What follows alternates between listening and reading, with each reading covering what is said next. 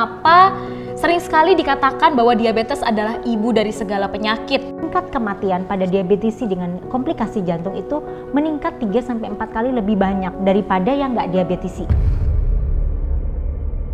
Kita mencegah supaya komplikasi jangka panjangnya itu tidak terjadi.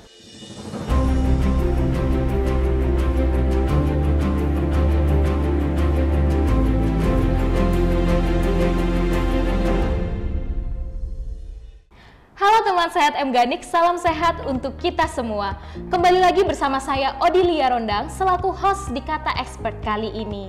Pada hari ini kita telah kedatangan expert yang sangat keren nih dalam bidang gizi, di mana kita akan mengupas tuntas terkait gula darah dengan penyakit jantung. Langsung saja kita sambut Dr. Nurul Ratnamutu Manikam, Magister Gizi, Spesialis Gizi Klinik, Konsultan Nutrisi pada penyakit metabolik. Halo dokter, apa kabar? Halo, apa kabar? Sehat.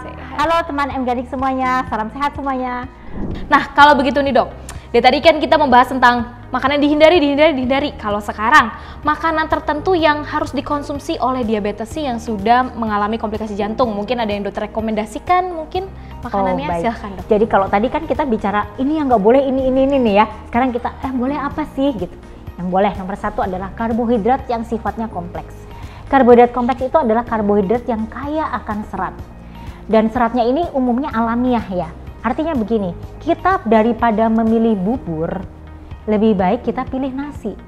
Nasinya boleh apa aja, boleh nasi putih, nasi coklat, nasi merah. Karena dia masih ada kandungan seratnya. Kemudian ada juga diabetes yang, udah aku nggak mau makan nasi, ini bikin gemuk, bikin glukosa darahku naik turun. Oke, kemarin saya kebetulan dapat pasien nih, diabetes, dia belum terkontrol, akhirnya dia ganti obat. Nah, kemudian saya bilang sama pasien tersebut, pilihannya kalau takut makan nasi, jagung. Umumnya orang Indonesia suka loh makan jagung. Karena apa? Pertama, rasanya enak. Jagung manis pun boleh ya, asalkan nggak ditambah susu, nggak ditambah keju ya. Artinya jagung alami nih, jagung alami direbus, kemudian disisir kita makan sebagai pengganti nasi. Itu kandungan seratnya sangat tinggi. Jadi kalau kita makan satu jagung manis utuh dibandingkan dengan porsi nasi yang seragam ya, sama ya, setara, itu jauh lebih kenyang dengan jagung. Kemudian pilihan yang lainnya adalah ubi singkong. Dia kaya sekali dengan serat-serat, asalkan nggak digoreng ya. Jadi direbus atau dikukus gitu ya. Kemudian kita masak seolah-olah sebagai pengganti nasi. Misalkan dipotong-potong kecil gitu ya, makan dengan lauk, dengan sayur mayur. Kemudian pilihan yang lain boleh sagu. Kalau teman-teman yang ada di Indonesia Timur itu kan banyak makan sagu ya. Nah itu sagu juga salah satu pilihan. Atau mungkin teman-teman yang ada di kota besar yang suka makan cereal yang mengandung gandum utuh ya, whole grain. Itu juga ada kandungan seratnya yang sangat baik.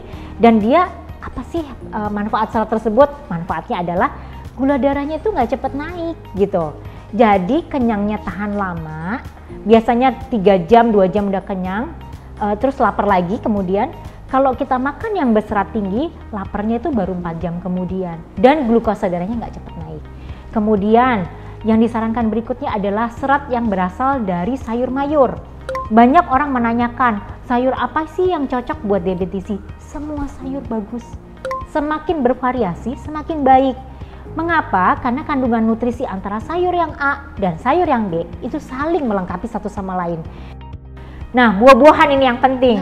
Buah-buahan itu kan manis ya, meskipun dia ada kandungan seratnya di dalamnya. Tapi kandungan gula buah ini yang sangat berbahaya.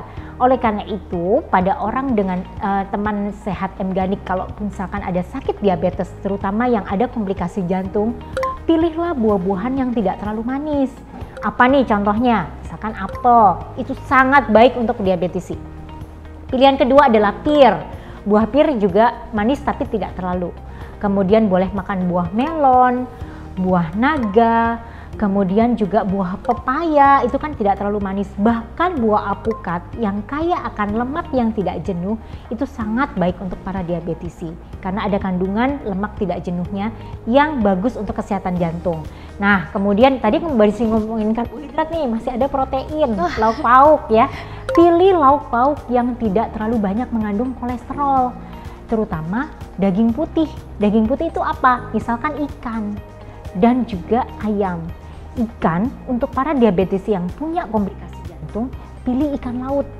Dan porsinya setidaknya minim 2 ikan laut per minggu minimal. Banyak jurnal mengatakan dengan konsumsi ikan laut minim 2 porsi per minggu, optimalnya 3 porsi per minggu, menurunkan efek dari komplikasi akibat jantung, bahkan mengurangi resiko terjadinya stroke.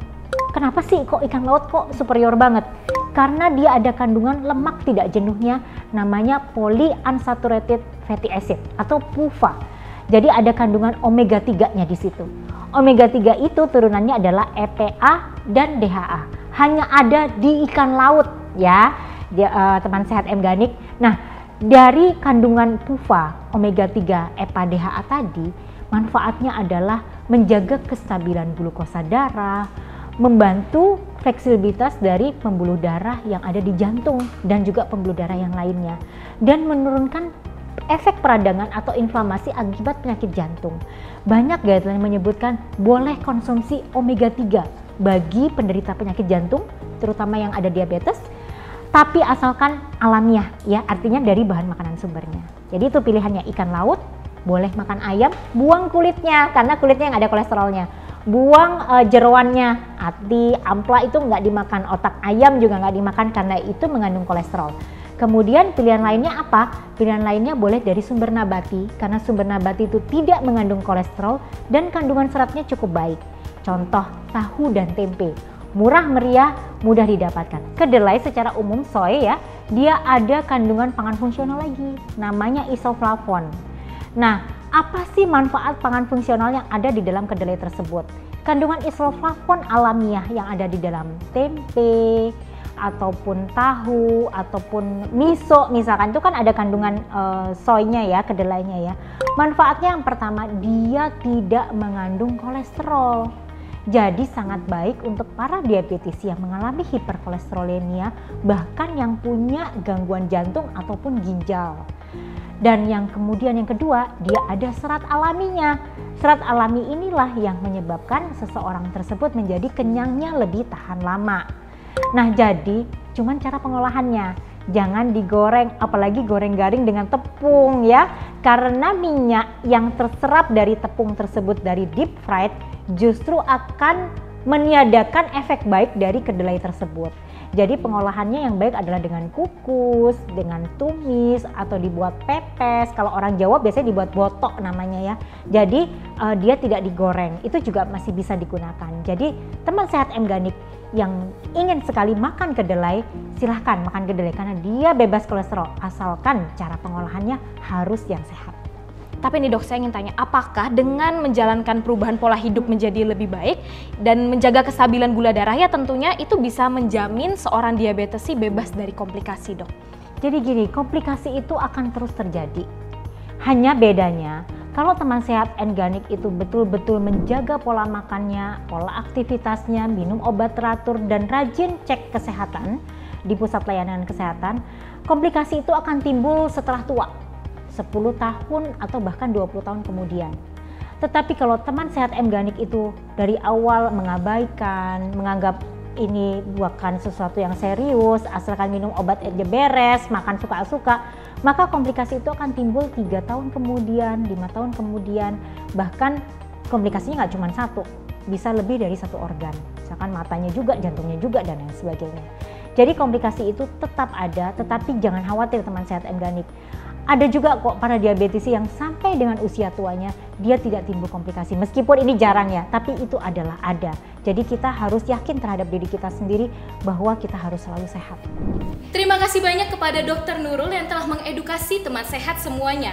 Untuk teman sehat yang masih memiliki pertanyaan terkait diabetes dan kesehatan metabolik lainnya, silakan tuliskan pertanyaan Anda dalam kolom komentar di bawah.